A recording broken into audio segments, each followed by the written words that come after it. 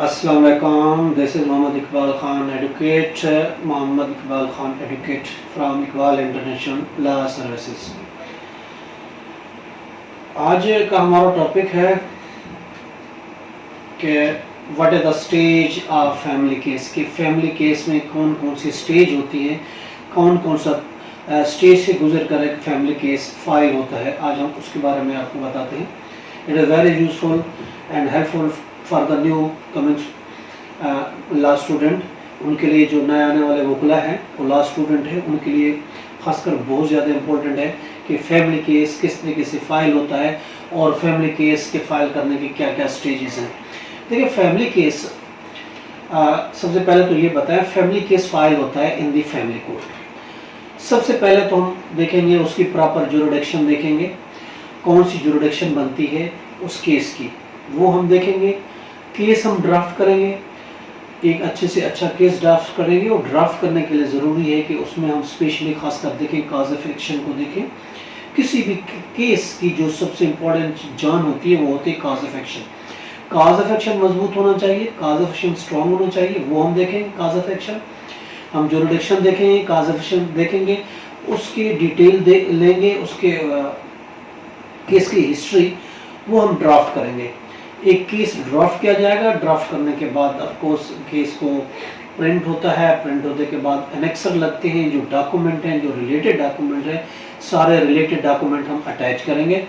उसमें list of witnesses है, address of the plaintiff है, इसके अलावा और जो हमारा केस है, फैमिली जो हमारा मेंटेनेंस का है, डावरी का है, खुला का है, कंजुगल राइट्स का, व्हाटएवर जो भी है, तो उससे रिलेटेड जो डॉक्यूमेंट्स है, खासकर फैमिली मैटर्स में निकाहनामा तो ज़रूरी होता है। इसके अलावा पिक्चर्स होती है, जुरिडिक्शन के साबित करने के लिए बिल लगाया जा सकता है, और इसके अलावा बच्चे हैं तो उनके CRC हैं, उनकी बर्थ सर्टिफिकेट्स हैं, और जो डॉक्यूमेंट्स अगर हैं, डिवोर्स है या नहीं है, और अगर कोई मैट्रिमोनियल डॉक्यूमेंट्स हैं जिससे हम रिलाई कर रहे हैं, डावर आर्टिकल है तो ऑफकोर्स उसकी लिस्ट होगी और डिटेल होगी, और इसी तरीके से और जो भी रिलेटेड डॉक्यूमेंट है वो हम अटैच करेंगे। प्रॉपर डॉक्यूमेंट की लिस्ट बनाएंगे, वो हम करेंगे, और उसके बाद केस ड्राफ्ट जब हो जाएगा तो इसके साथ हम अटैच करेंगे।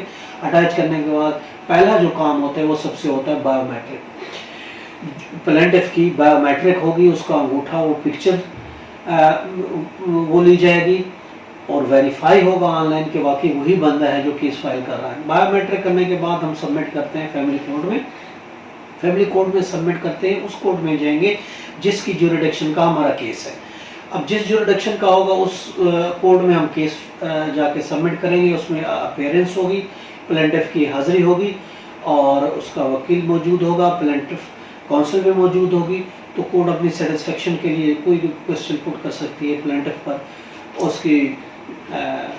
उसके नाम, पता, रेजिडेंट, व्हाटएवर, जुरिडिक्शन के हवाले से किस चीज़ का केस है, व्हाटएवर, जो अपनी सेटिस्फेक्शन के लिए for appearance of the plaintiff होती है। तो वो करने के बाद केस एडमिट हो जाता है। केस एडमिट होने के बाद ऑफिस में केस जाएगा, फाइल जाएगी, उसमें केस का नंबर दर्ज किया जाएगा, और नंबर दर्ज होने के बाद उसकी डायरी मेंटेन की जाएगी, डायरी लिखी जाएगी, उसके बाद डेट दी जाएगी। डेट देने के बाद जो है उसके जो समन है वो इशू किए जाएंगे। समन इशू ऑफिस इशू करता है, कस्टम पे करते हैं। इशू करने के बाद देखिए, सम्मन जाने के तरीकेकार, एक तो थ्रू बैलेफ होगा, कोर्ट का बैलेफ पर्सनली लेके जाता है दूसरी पार्टी को। दूसरा है थ्रू कोरियर सर्विस।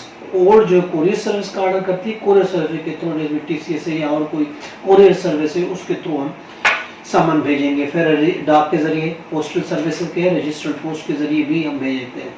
उसकी रसीद होती है, उसकी एक्नॉलेजमेंट जो होती है, फिर नेक्स्ट डेट ऑफ हियरिंग को हम कोर्ट में सबमिट कर देते हैं।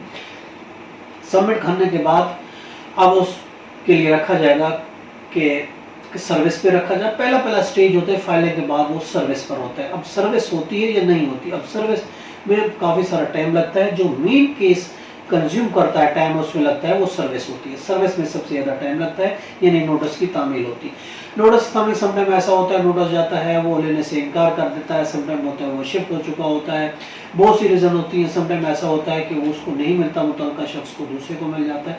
तो इन सूरतों में सर्विस रिपीट होती है, कोर्ट रिपीट का ऑर्डर करती है जब तक कि उस तक सर्विस, उस मुतल्लिका बंदे तक नोटिस ना पहुँच जाए।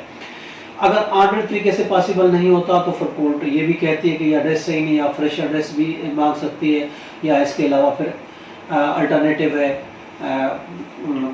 उसका सर्विस का दूसरा तरीका है, वो है पब्लिकेशन है या पेस्टिंग है। पेस्टिंग की जाती है उसके दरवाजे पर प्रेसिडेंट टू विटनेस, या फिर पब्लिकेशन अखबार में कोर्ट जो सम्मन को प्रिंट करती है, छापती है, नोटिस देती है।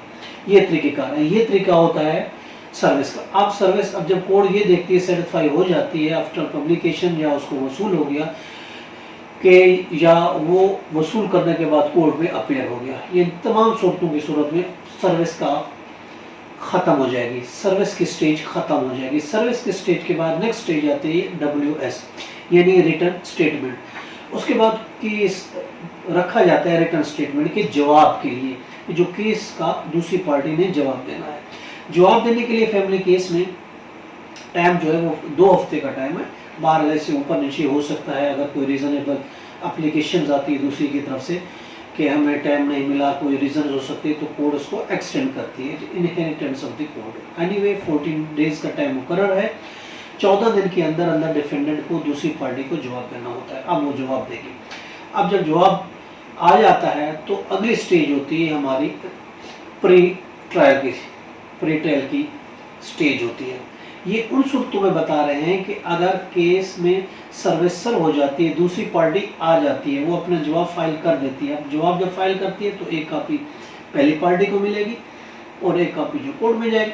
अब उसके बाद कोर्ट फिक्स करेगी प्री ट्रायल पर। पहली जो चीज़ है वो प्री ट्रायल है। प्री ट्रायल पर जब स्टेज ये है रिकन्सिलेशन की होती है।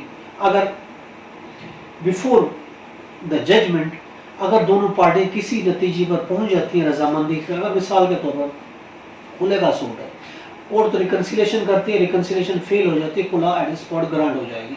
अगर मेंटेनेंस का है, चिल्ड्रन का है, डावर का है, डावर आर्टिकल वटेवर कोई दूसरा है, तो उस सूरज में भी प्री ट्रायल होता है। अगर प्री ट्रायल होने से पहले दोनों पार्टी किसी रेजिडेंट पर आ जाती है, दूसरी पार्टी एक्सेप्ट कर लेती है, तो कोर्ट उधर उसको स्टॉप कर देती है, उधर डिग्री कर देती है। अदरवाइज फिर जो होगा आगे को केस चलेगा, एविडेंस पे जाएगा।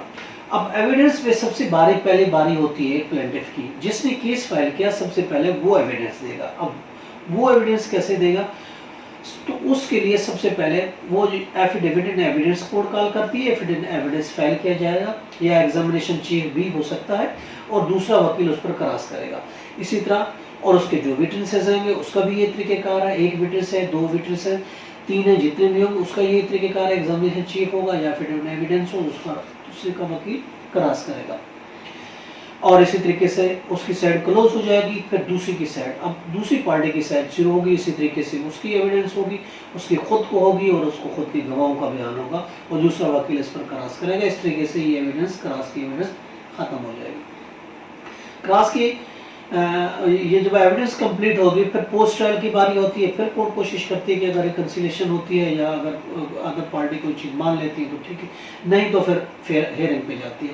फाइनल हेयरिंग होगी, फिर दोनों साइड की फाइनल हेयरिंग होगी, और फिर उसके बाद कोर्ट फिक्स करेगी डेट जजमेंट की, और जो डेट होगी उस पर कोर्ट जो है रिटर्न एक ऑर्डर इशू करेगी, और जिसको जजमेंट कहते हैं, और सर डिग्री होगी। ये तो होता है तरीकेकार इन केस ऑफ मैरिट। अब दूसरी तरफ अगर केस मेरिट पर नहीं है, फॉर एग्जांपल केस एक्सपार्टी होता है, तो उस सूरत में हम देखते हैं क्या होता है। अगर केस एक्सपार्टी होता है तो जो सर्विस कंप्लीट होती है, कोर्ट सेटिस्फाई होती है कि नोटिस उसको मिल गया, अब और कोई तरीका नहीं कि मजीद उसको नोटिस भेजा जाए। कोर्ट कंसिडरेशन ऑफ सर्विस पे रखती है और कंसिडर करके उसको WS पर ले आती है, उसको उस पर ले आती है, रिटर्न स्टेटमेंट पे ले आ जाती है। वो सावधान एक्सपार्टी होता है, वो आने से कासिर होता है, वो नहीं आता तो फिर कोर्ट उसको डी बार कर देती है for filing the return statement. जब डी बार करेगी तो फिर कोर्ट पहली पार्टी को कहती है कि आप आइए और आप जो है अपना affidavit in ex parte proof they.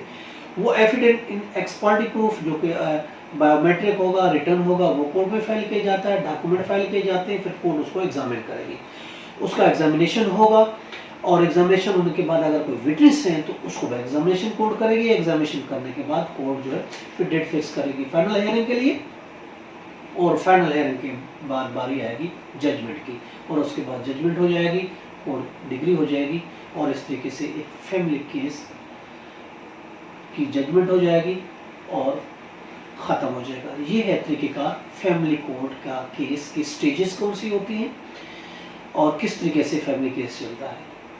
I hope आपको समझ आ गई होगी। डिस्क्रिप्शन में हमारा डिटेल मौजूद है, फीडबैक का इंतज़ार रहेगा। अपना ख्याल रखिएगा। अल्लाह हाफ़िज़।